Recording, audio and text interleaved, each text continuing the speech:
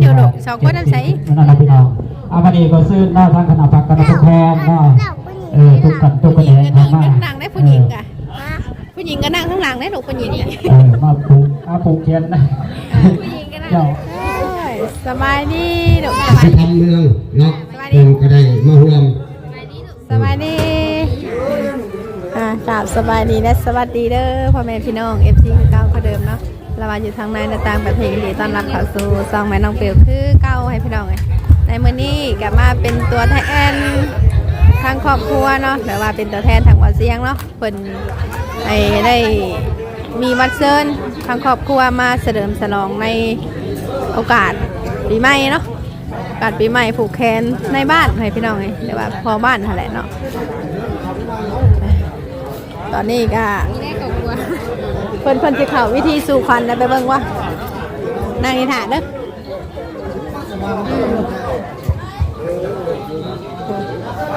เพิ่นก็ได้สิยังสวดยังบ่น้องสู่ขวัญนั่นแหละเนาะให้พี่น้องก็คือมีพักขวัญคืองานแต่งงานแต่ว่านี่บ่เป็นงานแต่งงานเนาะแขนในบ้านกปสเนาะให้พี่น้องเอ้ยในบ้านเพิ่งจัดตั้งขึ้นปีนี้ให้พี่น้องเลยในบ้านใหม่แต่ก็เคยเป็นระดับให้พี่น้องแต่ว่ากะบ่ได้เป็นมาโดนได้พี่น้องกปสเฮานะเพิ่นมาทำพิธีที่สราบาสีเนาะเชิญมาทุกคนนั่นแหละถ่ายรูปเจอเลยเนาะกินเบียร์เปล่ารักแล้วนี่ล่ะของแท้ได้นี่ล่ะมาบริยิตอย่างเลยเอาตัวนี้ก่อนเฮ้ยอยากไหวเห็นไหมเดี๋ยวนั่งอยู่เรื่อยๆแม่มาเบิ่งคนกันเด้อโอ้ไปหุ่นทางเดียวดีให้พี่น้องเลย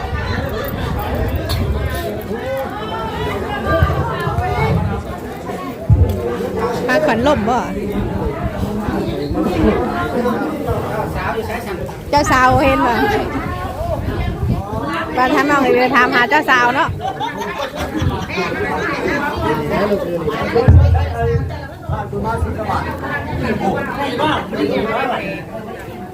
เจ้าสาวหายเหรองานนี้เจ้าสาวหาย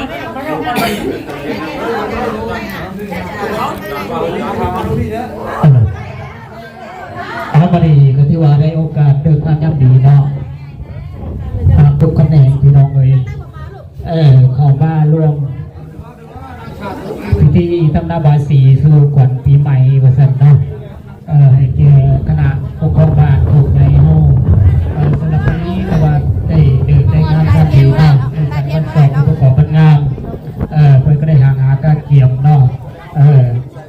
โดดถึงพ่อแม่พระเจ้าส้นตัวตุกเขตตุกบ้านทุกคนในครอบในครัวเนาะในบ้านเฮานั้นเนาะมาต่อมาโฮมกันพี่น้องเลยพร้อมด้วยพร้อมหน้าพร้อมตากันด้วยพี่น้องเนาะทั้งคณะพักคณะปกครองมาทั้งเมืองแน่เนาะตุกอ้อมขางของบ้านเฮาว่าสั่นพี่น้องเนาะ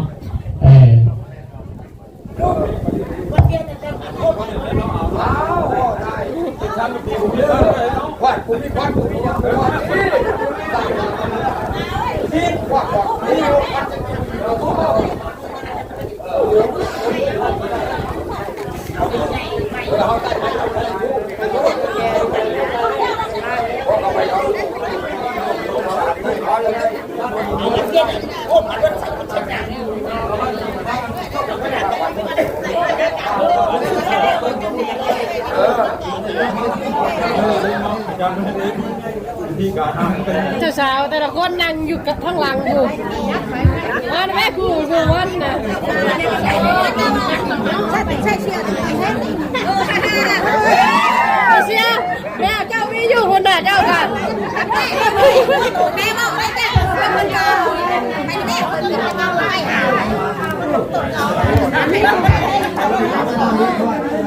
สมัครข้าง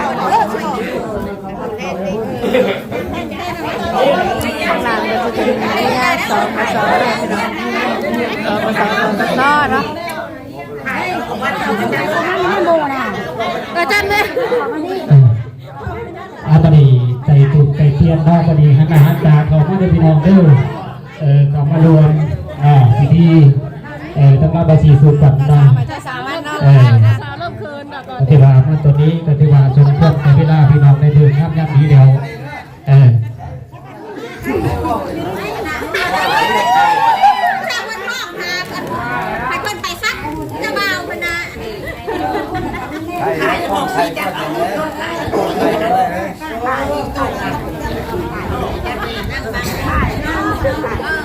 บดีเข้ามาจับปักขวัญเด้อเนาะมาวันนี้ก็จะวันได้เดินกันงามได้ย่ามมันสอบมือประกอบย่ามดีเนาะพี่น้องวันนี้ก็จะว่าเป็นมือวันอาทิตย์มืองามยามสอบมือประกอบเป็นงามได้มามีแก่ทุกคนทุกคนในคณะกับคณะปกครองอ้อมขางของบ้านเฮามาเต่ามาโฮงตำราบาสีสู่ก่อนเตนีต่อไปเนาะพวกคณะพักคณะปกครองบ้านเฮาจงเป็นดงโปลงไส้สร้างบ้านเพลงเมืองพัฒนาบ้านเฮาให้เมืองศรีวิไลต่อไปเมื่อหน้าและก็ตลอดปีต่อไปเอาสาธุ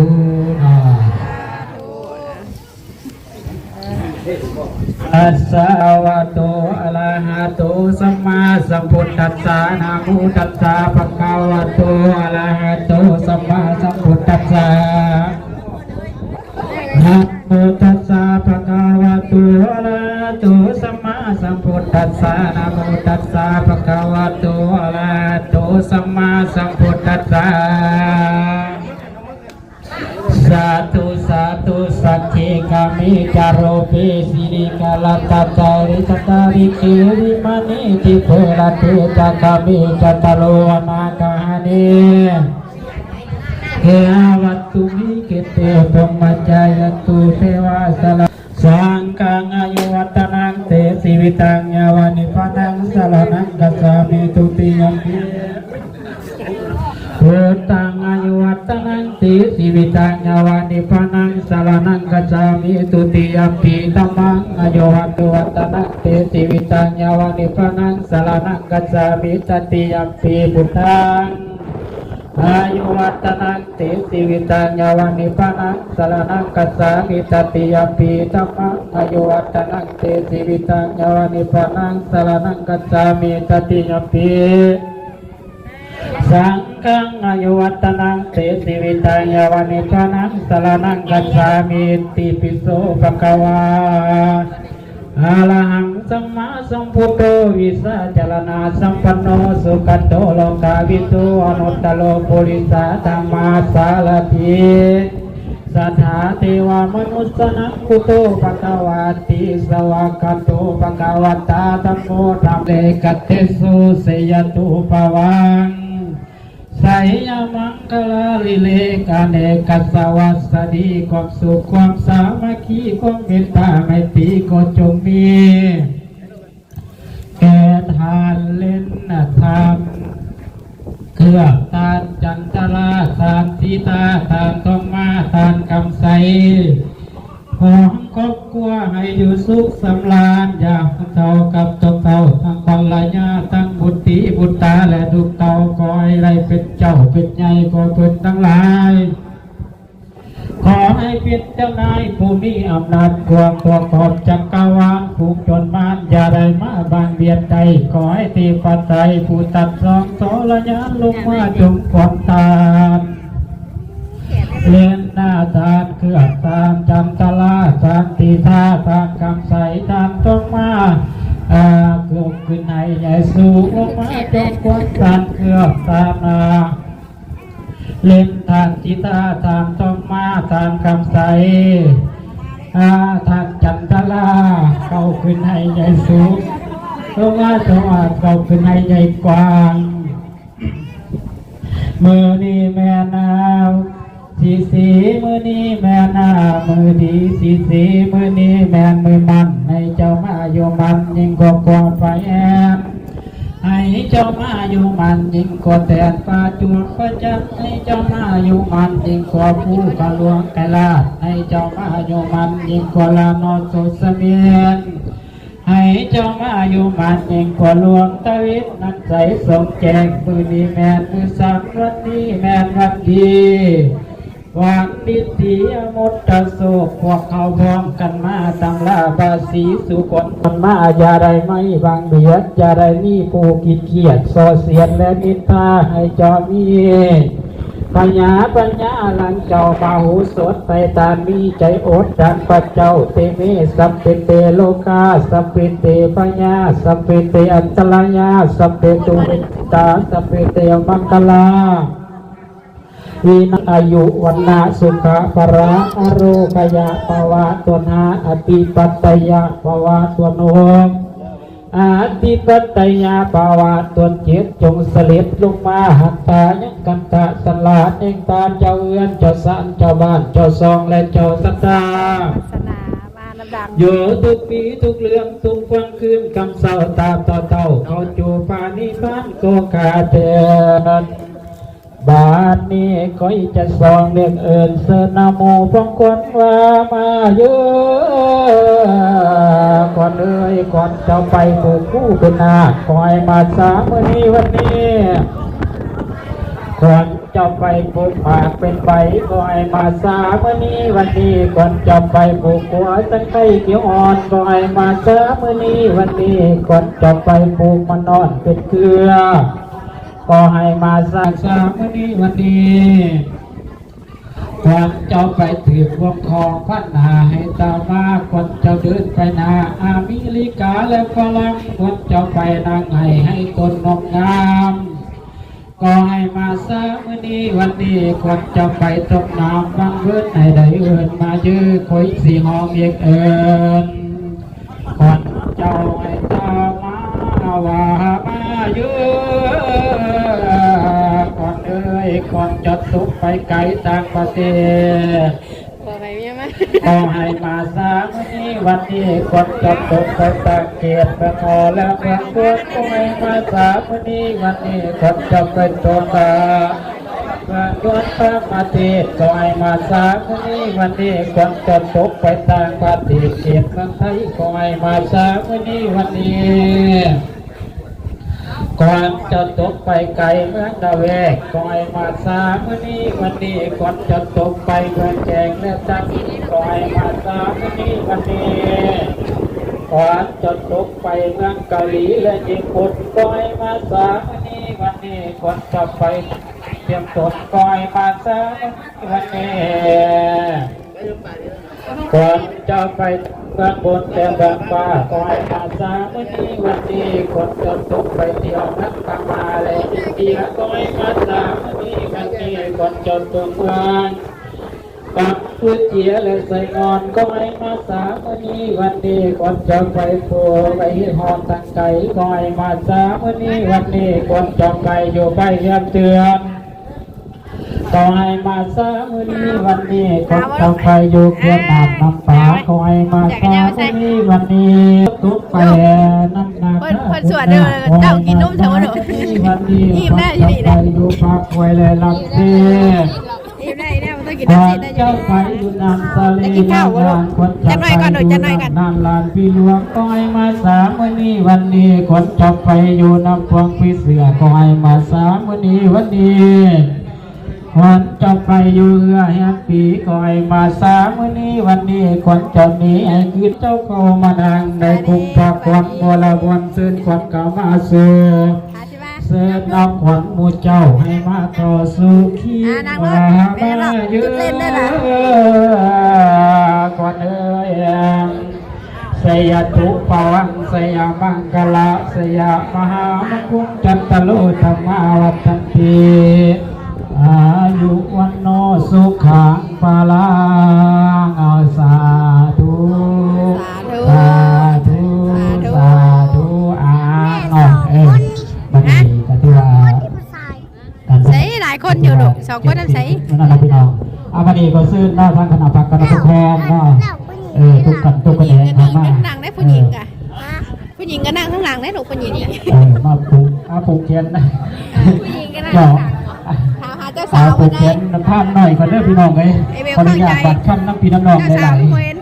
เพราะว่าทางอาจารย์ใหญ่เพิ่นอิสระป้าปังค่าเรื่องค่างานก็ได้ว่าให้ผู้กล้ามาแทนเพิ่นก็โอ้ยผู้กล้าก็บ่จะนั่นแหละน้องพี่น้องแต่มันจำเป็นพี่น้องขออนุญาตบัตรกำน้องพี่น้องได้ใดก็บอกกันว่าอันใดที่ว่าขาดตัวคุ้มครองก็ขอโทษขอให้น้องพี่น้องมาหลายๆพี่น้องอาจจะบ่คือกับอาจารย์ใหญ่เพิ่นคือตัวอาจารย์พี่น้องเนาะเอาส่วนพอดีก็ถือเป็นกันเองผู้กล้าก็ได้ไปควบความเจริญหรือว่าความพัฒนาของบ้านเฮาเนาะนี่ก็เชิญเด้อผู้อยู่นอกอยู่ในภายนอกภายบ้านก็ผู้โตตะแคงนี่แหละทางในบ้านเนาะ กันหนาวคือเก่าหนาวกันลูกไม่ได้ผูกแขนกับกันหนาว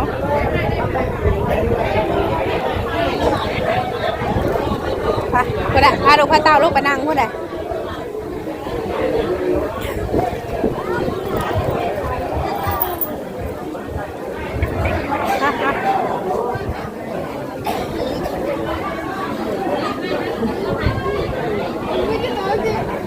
ไปได้เพราะว่าผูกแขนได้อย่างนี้วะไปเลยเราไป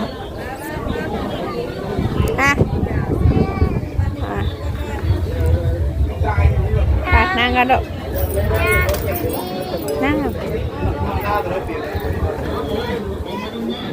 ได้อยู่เอาปองไรลูกปองนั่นได้บอกโอ้ธรรมดาดึกแต่ดีนี่เด้อนั่งนี่มานั่งแม่นั่งนี่ห่านพอยังห่ามยิ่งยุได้นี่เอาเพิ่นทันได้มานะลูกฮะสกัดอยู่นี่สกัดอยู่นี่แหละเห็นว่านะคนน่ะตั้งเลยคนน่ะ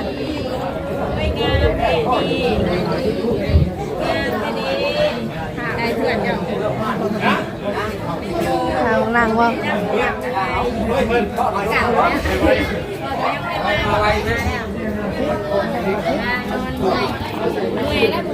โอเคพี่น้องเนาะในคลิปนี้แม่เราไปขอจบกันเด้อเนาะเดี๋ยวพบเจอกันในคลิปหน้าเนาะในแบบปีใหม่อากาศหนาวให้พี่น้องลมเย็นจ้อยอยู่